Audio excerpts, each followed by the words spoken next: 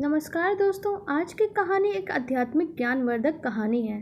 मैंने सुना है कि एक रात ऐसा हुआ, एक पति जब वापस लौटा थका मांदा यात्रा से, प्यासा था पर थका हुआ था, आकर बिस्तर पे बैठ गया। उसने अपनी पत्नी से कहा, जाओ पानी लेके आओ, मुझे बहुत प्यास लगी है।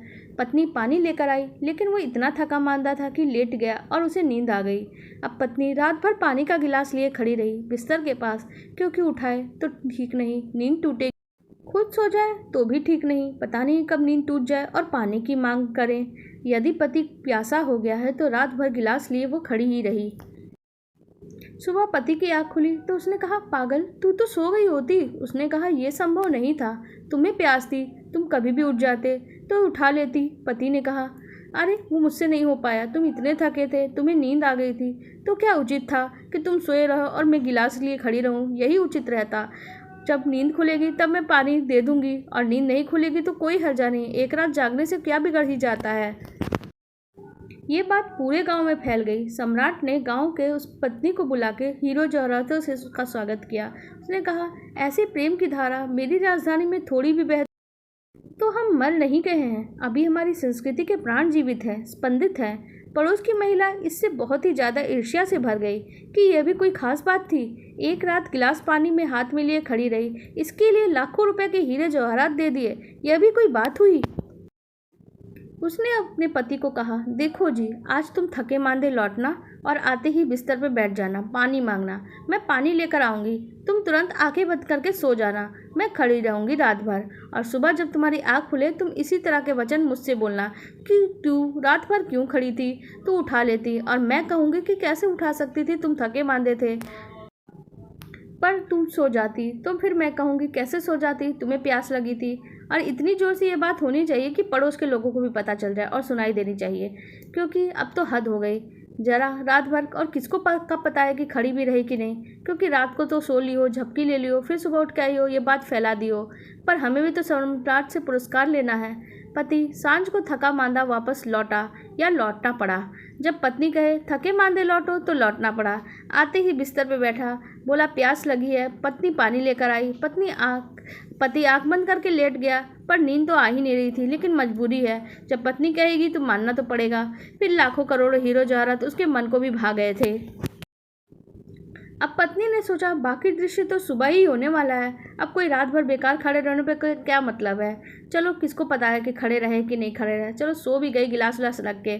सुबह उठ के उसने बातचीत जोर जोर से शुरू कर दी कि पड़ोसी जान लें। सम्राट के द्वार से भी उसके लिए बुलावा आया तो बहुत ही खुश हो गई, लेकिन जब दरबार पहुंची तो बहुत ही हैरानी हुई। सम्राट ने कहा, इस कोड़े लिए आदमी को तैयार रखा और इस पर कहा कि इस पर कोड़े बरसा दो। वो चीखी चिल्लाई, ये क्या अन्याय है, एक को हीरे जवाहरात और मुझे कोड़ों से बरसा, ये कैसा अन्याय है।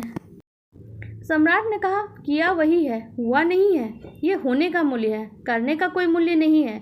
जीवन में हर रोज होता है, अगर हृदय में स्पंदन ना हो तो क्या तुम कर सकते हो, लेकिन उसे करने का क्या अर्थ है। सारे मंदिर मस्जिद गिरजे गुरुद्वारे कर रहे हैं, धर्म का क्रियाकांड है, हो नहीं रहा है।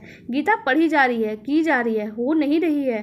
तुमने सुन लिया है कि गीता को पढ़ने वाले के पाप मुक्त हो गए, मोक्ष को उपलब्ध हो गए। तुमने सोचा हम भी हो जाए, तुमने भी पढ़ ली, लेकिन तुम्हारा पढ़ना और उसकी दूसरी पत्नी के जैसे करना अलग बात है। तुम्हारे परमात्मा को करने का क्रिया तुम धोखा नहीं दे सकते। साधारण सम्राट भी धोखा नहीं खा पाया। अब वो भी समझ गया कि ऐसी घटनाएं रोज नहीं होती, और पड़ोस में ही घट गई, बिल्कुल वैसी की वैसी। बिल्कुल, ये तो कोई नाटक ही होगा। जीवन पुनरुक्त नहीं होता। हर भक्त ने परमात्मा की प्रार्थना अपने ढंग से की है, किसी और के ढंग से नहीं। हर प्रेमी ने प्रेम अपने ढंग से किया है। कोई मजनू, कोई शीरी, कोई फराद उनकी किताब पढ़ के, उनके पन्ने पढ़ पढ़ के कंतष्ट करके प्रेम नहीं किया है। अब कहो, तुम यही कहोगी जीवन जीवन है, और तुम उसे पुनरुक्त करके खराब कर लोगी।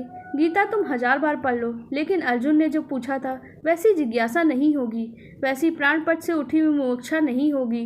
तो तुम्हें कृष्ण को सरल हुआ कहना, जो अर्जुन को संभव हुआ समझना, न तुम्हें घट सकेगा, न दोहराया जा सकता। जगत में कुछ प्रत्येक घटना अनूठी है, इसलिए रिचुअल सभी क्रियाकांड धोखाधड़ी है, पाखंड है। तुम भूल कर भी उसकी पुनरुक्ति मत करना, क्योंकि वही धोखा आ जाता है और प्रामाणिकता खो जाती है। प्रामाणिकता के लिए मुक्ति है, पाखंड के लिए मुक्ति नहीं है। और तुम कितना भी लाख सर पटको और कहो मैंने तो वैसा ही किया था, मैंने भी ठीक अक्षरश पालन किया था नियम का, फिर भी यह अन्याय क्यों हो रहा है? अक्षरश पालन का सवाल ही नहीं है। हृदय के साथ उठे हुए सर, यानी अच्छे काम जो हम प्राकृतिक रूप से करते हैं, अपने हृदय से करते हैं, बस वही सत्य है। आपको हमारी ये कहानी और ये ज्ञानवर्धक कथा कैसी लगी आप कमेंट सेक्शन में ज़रूर बताइएगा। साथ ही हमारे वीडियो को लाइक कर दीजिएगा और हमारे चैनल को सब्सक्राइब कर लीजिएगा। धन्यवाद।